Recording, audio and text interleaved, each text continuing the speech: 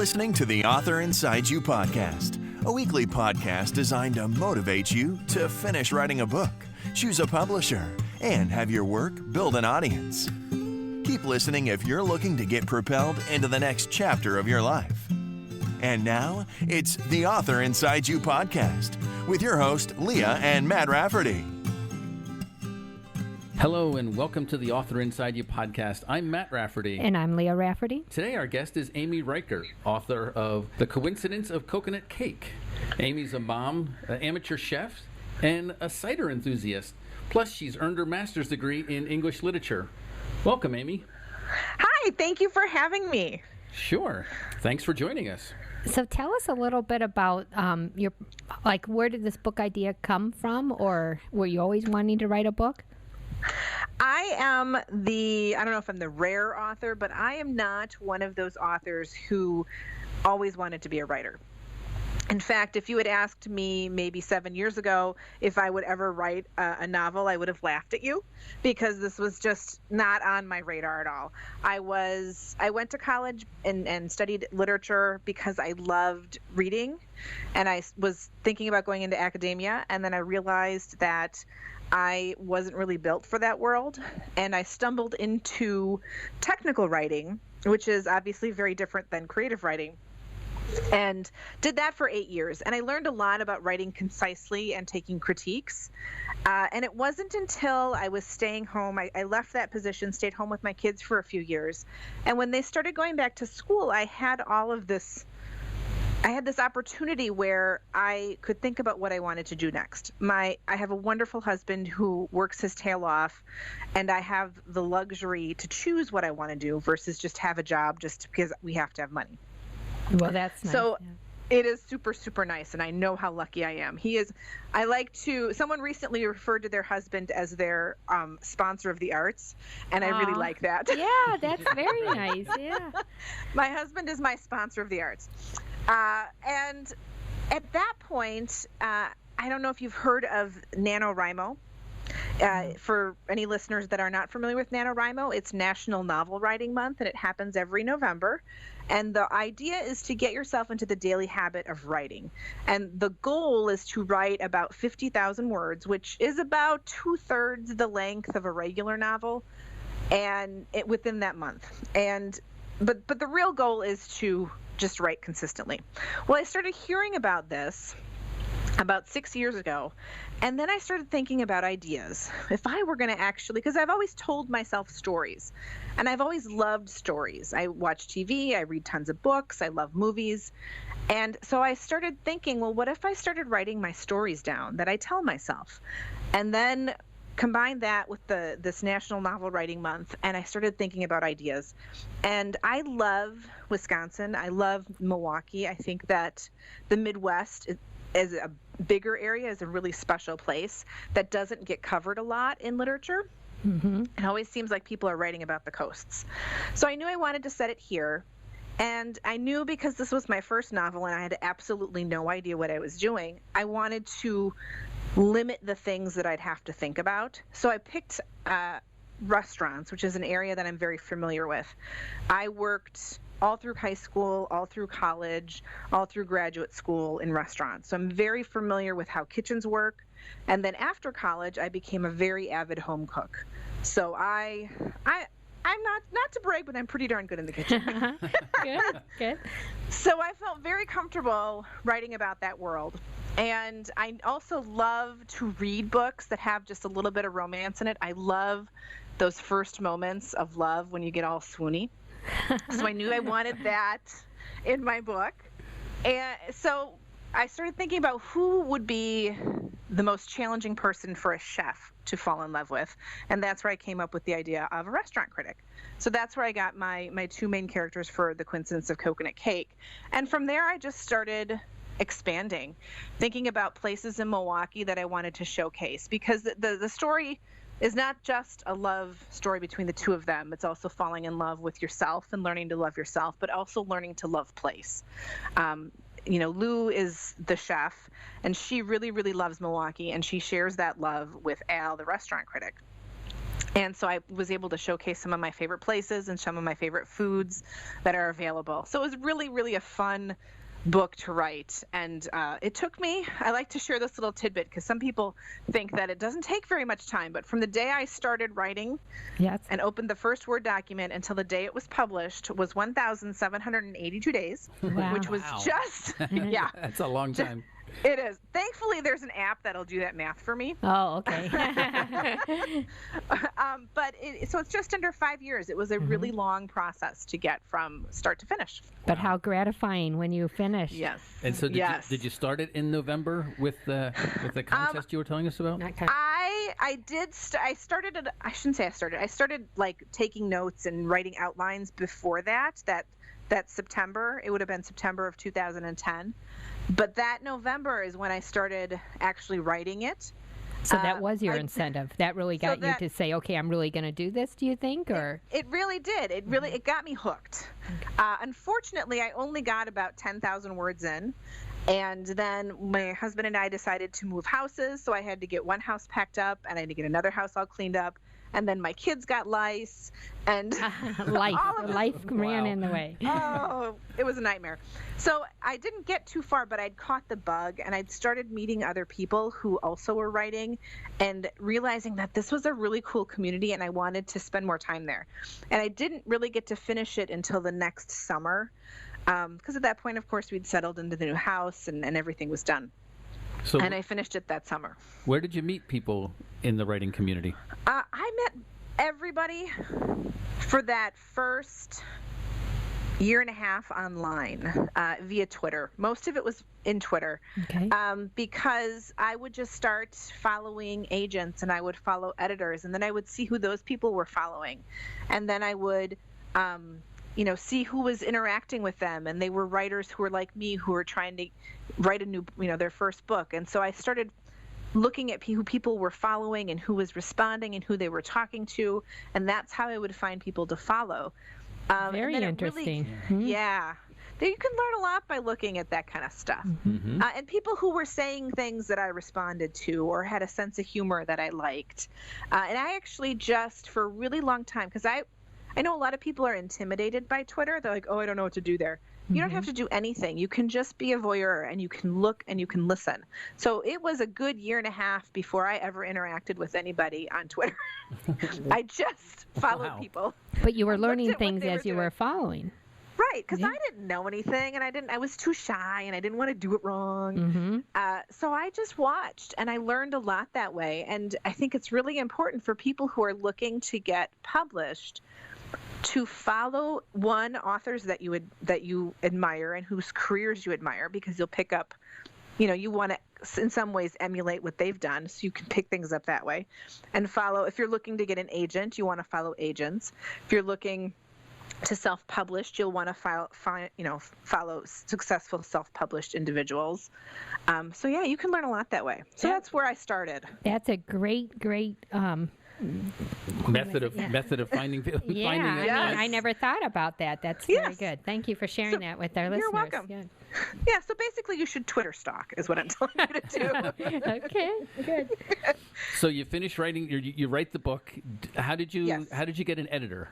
I got an agent because I knew that I always wanted to be and I wanted to be traditionally published and I wanted to be with a bigger publisher, and I knew to do that I needed an agent. So the first step on that path was I had to start sending out all of those dreaded query letters. And, for any listeners who aren't familiar with query letters, they're the letters you send to agents saying, hey, I wrote a book. This is what my book is about. Let me know if you're interested in it and interested in representing me. And I sent out, over the course of 14 months, I would send out letters. I would get rejections. I would have some of those wonderful other writer friends that I met on the internet read my manuscript, and they would give me feedback. And then I would revise. I would learn more about writing. And I probably went through that cycle 4, 5, 6 times at least over the course of those 14 months. I sent out 88 query letters over that time, and I received 87 rejections. Wow. Yeah.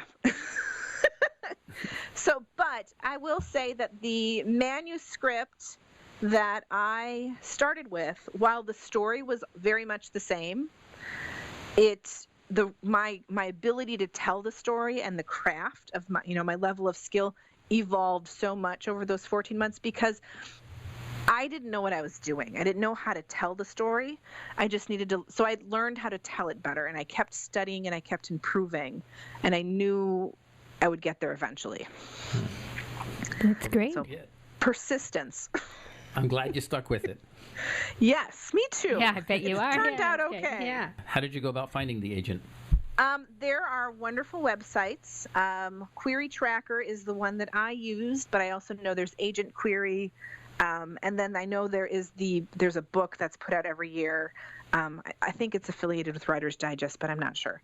And I looked for agents because my book is right on the line between contemporary romance and women's fiction. So I looked for agents who represented both because I figured I don't know which way I want to take it. If I get an agent that represents both, I'll have a better chance of, they'll help guide me where my book should go. Mm-hmm. So you can do searches for agents that represent works of different genres. If you write sci-fi, you look for that. Young adult, look for that. So I had a big giant list of probably 200 agents. And then I went and I started researching all of them. I looked at their website. I made sure I understood what their submission guidelines are because that's very, very important. They're not just there to make you jump through hoops. It makes their job easier if you submit properly. And I just looked for their personality. And, some of them you can follow on Twitter. Some of them you can read. They have websites. Sometimes they have done interviews, and you can kind of get a feel for character. And then I just put that in a list and started querying in batches. And I think it's important to send out the query letters in batches, because if you get 10 rejections off your query letter, that's a sign that there's something wrong with your query letter, because you're not even getting past that stage. No, I see. So now because if you got responses, you would know something was okay with your query letter. So I would send out batches and I would revise my query letter, and then once I started getting responses where they would request more pages, then I knew I was getting closer. Okay. And then they would start saying no then, and then I knew that it was my manuscript that needed to be fixed. Very interesting. And that's one of the reasons why it took 14 months. But you don't want to send out 80 queries all at once, because now you've blown your shot. Okay. So you do it in little batches. And you put them in, you do it in certain order of how you like. It's tricky because you kind of want to send them to your dream agents right away. But at the same time, the chances are you don't have it perfect right away. Oh, yes. So you kind of have to figure out what it is. I highly recommend that if people are going the query route, there are places on the internet where you can find amazing help. One of them is the Query Shark, who is its agent Janet Reed, and her website is a amazing resource for people when it comes to writing query letters. People can submit query letters to her, and then she will go through and give very specific feedback on it. And sometimes people will revise and send them back in. And it's really a great way to learn how to write a really effective query letter. That's great. Yeah. Thank you. Yeah. Excellent tip. You're Thank welcome. you. So you get the agent, and then they helped you find the publisher, or how does that work? Yes, that is exactly what happens next. I got my agent. My agent is Rachel Ekstrom. She is at the Irene Goodman Agency. And the first thing, of course, was to revise again, because she had a few notes. And they were absolutely spot on notes. And you want someone because no manuscript is ever perfect. So I think it's really nice to have an agent who has a vision where they see your book in the marketplace. Yes. And then the next step was because she had a vision of where that book would go in the marketplace, she put together her list of different editors at different houses that she thought might like my book. And she started sending out, I think every agent does it a little differently. Sometimes they just send emails. I think what she does is she calls them, and then if they're interested, she sends it. But I'm not exactly sure. Yeah. So then she sends it to them, and hopefully it doesn't get lost in their inbox. But for me, sometimes people get very quick responses.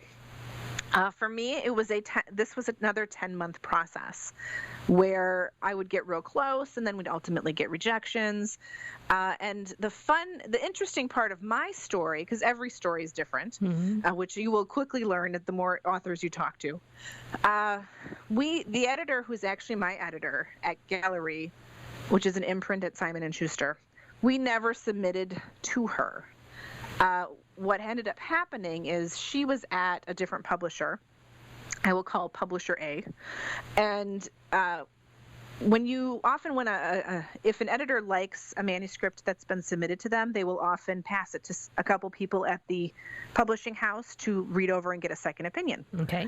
So my editor was at publisher A, and she was one of those second readers for Cake, and she loved it. But ultimately, this publisher passed because they already had other books that were similar, which, again, is just, it's such a subjective business. Yeah. And there's a million and one reasons. It's amazing any book ever gets published. And then, fast forward a few months, she moves to Gallery, and she can't get my book out of her head, and she still really loves it. So she actually reached out to my agent and asked if the book was still available, and it was, and a few days later we had an offer. Oh, you must have been just so excited. I was so excited because it had been such a long process, and at this point I was kind of losing hope that we would ever find a place for my book. And I was actually this happens so much during the process, and this is where persistence and patience really pays off. But I was just about to give up, and I was soothing myself by binge watching the entire series of Buffy the Vampire Slayer and Angel. And then someone calls you and what? And then someone called me, and it was all good, and it ended really, really well. And I could not be happier. Everything worked out exactly as it should. I'm so happy that I waited that 10 months, and we had. And I'm with my editor because my editor is amazing, and I wouldn't want anyone else. Wow, that's wonderful. So you have the same agent, the same editor on all three of your books? All of my books, yes. I am very lucky. I've had a really great experience with everything, and I know that makes me very fortunate. And I think that also speaks to patience, because along the way I did have some offers from other small publishers that may have been wonderful, but they weren't what I wanted. Okay. And because I knew that what I wanted was, I wanted that trade paperback on a bookshelf in my local bookstore, and I knew I wanted, and that's it. Everybody has different things that they want. So I think it's really important to think about that and then don't give up so quickly. I have a lot of friends that they queried a few people and they got really down on the rejections, and so they kind of gave up, and then they ended up, one of them she self-published, and I think self-publishing is wonderful, but you have to do it for the right reasons. You have to do it because you want to be in control of all of those things, and I'm entirely too lazy to do that. Because people who I know who are successful at it are amazing, and they can manage all of these different things, and they have editors and cover designers and copy editors, and they have marketing plans and publicity and all of these amazing things, and I have no clue what they're talking about. And I knew that I wanted a publisher that would do all of that for me. So getting back to your agent, yes, when you found the agent, the agent worked for you for a significant amount of time before the book got picked up by a publisher. Yes. Do you pay the agent along the way? No, that's a very good question. You should never, ever, ever, ever, ever pay an agent. The way an agent makes money is they get a percentage of the money I earn. So if I sell a book for $100, my agent is going to get 15% of that. So that is how, hopefully I won't sell a book for $100. Hopefully it'll be a lot more than that. But sometimes you have to start small. No, and if an agent ever comes along, this is a good warning flag for people who are, because oftentimes writers can be so desperate to publish that they just want any attention. And if an agent comes along and says, well, you need to pay me $500 and I'll help sell your book, that is a scam. They're just going to take your money and your heart is going to be broken. Oh, thank you. Telling people. Thank you for opening our eyes. Yes. And an agent will because an agent, like I said, will always, they get a percentage because that's how it is. They will work for you because then the more money you make, the more money they make. But it's like a realtor, I guess. If you don't Yes. sell you, then they don't make any money at the same time. Okay. Exactly. And I've had situations. I have a good friend who is with an agent, and she has 3 different books that agent has tried to sell, and none of them have sold. And then they finally sold on the 4th. Oh, interesting. So persistence, once again, good for her. Paid off. For him. Pays Yeah. off. Yeah. Right. Because sometimes, sometimes it's, you can't play the market. Sometimes it's just not the right time for certain books, or maybe there just happen to be a lot of other books like it. Like right now, if you had a book with the title Girl on it that's a thriller, you're not going to get that published. No matter how hard you try, Right. It's not going to happen, no matter how great it is. But so there's a timing sometimes. So sometimes books need to be put away, and then maybe there'll be a right time a little bit later. What about marketing your book? What? Well, from the marketing perspective, this is where one of the reasons, again, I wanted to be with a publisher, is especially a bigger publisher, because they have, I think, more resources available to them. Sure. So, but at the same time, when my book was purchased, I'm not a Stephen King, so they aren't going to be throwing Stephen King dollars at my book. They're going to be throwing Amy Reichert debut author numbers at my book, which are much smaller. But at the same time, some of the things that they did, they would maybe put out ads on Goodreads. They would do Goodreads giveaways, where they'd give away like 30 copies of the ARC or the Galley. They would help me set up book events. Like if I said, I want to do a book event at this store or this store, they would help me set up things like that. They kind of do whatever pops up. That's a really good question. I just want to see things that I did. I do a lot of online stuff. Okay. As far you have as a blog and. I don't do a lot of blogging. I feel like sometimes people feel like, well, I have to do a blog, and I have to do Twitter, and I have to do Facebook, and I have to do Instagram, and I have to do Snapchat. I have to do all of these different things.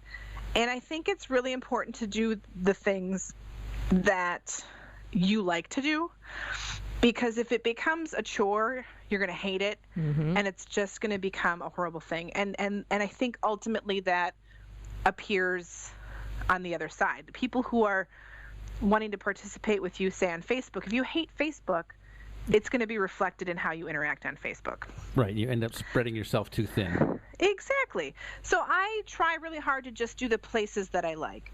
I really love Twitter. I think Twitter's a lot of fun. Twitter is the place to, like, for instance, today I just got in my box of advanced reading copies for my next book that's going to be out in May. So I posted a picture of that on Twitter, Facebook, and Instagram, because those are kind of the 3 places I like to be. Okay. I do have a website, because you need to have a place to go and find out who this crazy Amy Reichert person is. And Amy, your website looks great, by the way.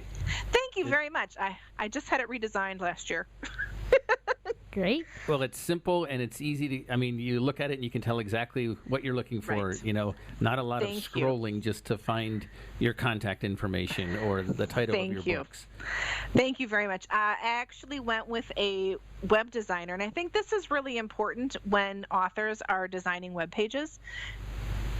Pages for, we don't have the same needs as, Amazon or the restaurants or, the lady who's selling scarves out of the back of her trunk. We have different needs as an author, and we have different information to convey. And the woman who I worked with, she's an author herself. So she very much so understands what an author's website needs to be. It needs to be easy. The information needs to be right there. People need to contact you.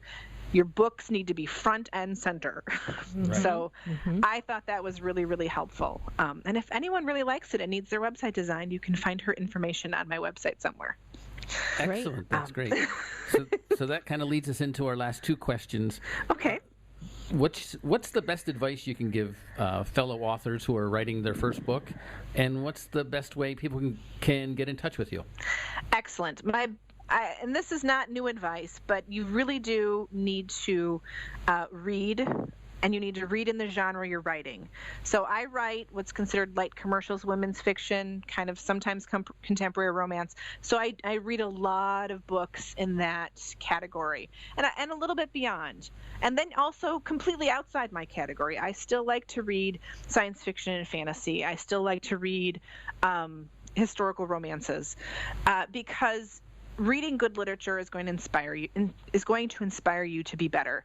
And then the other thing is write. You have to write. You can't be, you're never going to finish your book if you don't put your butt in the chair and write the words. And instead of it in your head. Yeah. Exactly. Yeah. And I don't remember, I think it's Nora Roberts who gets credited with this, but she said, I can't edit a blank page. And that's true. Mm-hmm. You just get it done. And Neil Gaiman's another one who he talks about, just finish it. Finish your book. Doesn't have to be great. The first draft is always awful. Nobody writes a perfect first draft. If they tell you they do, they're lying. Uh-huh.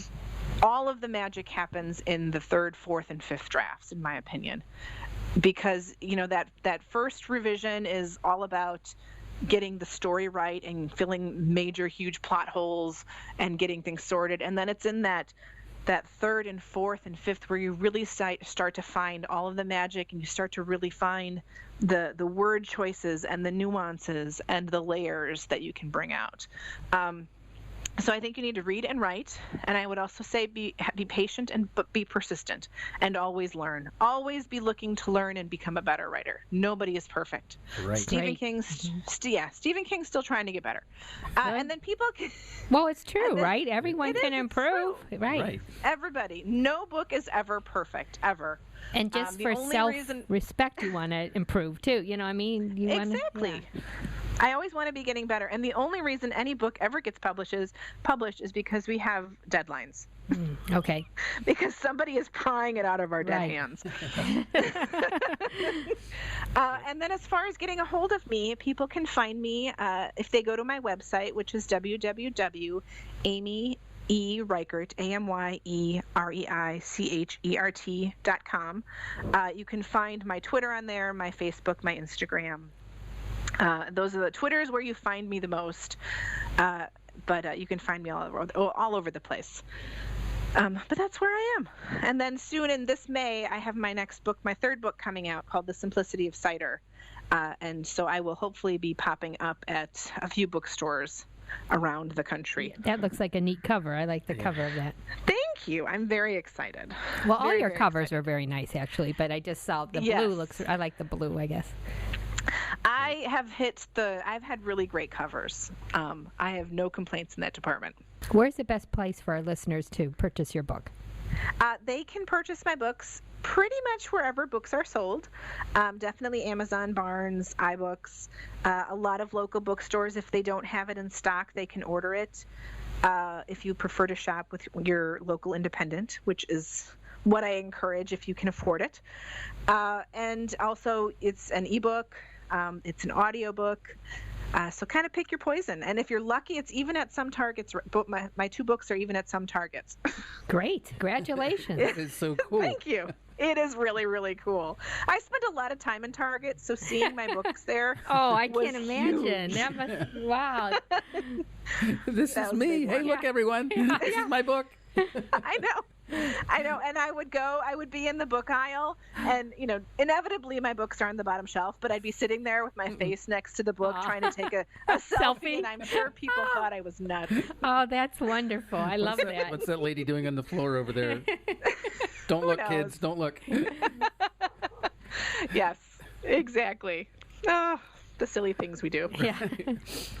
Well, thank you again, Amy. And please go to theauthorinside.you.com for show notes. And thanks for listening to the Author Inside You podcast. Until next time. Right on. Thank you for listening to the Author Inside You podcast with your host, Leah and Matt Rafferty.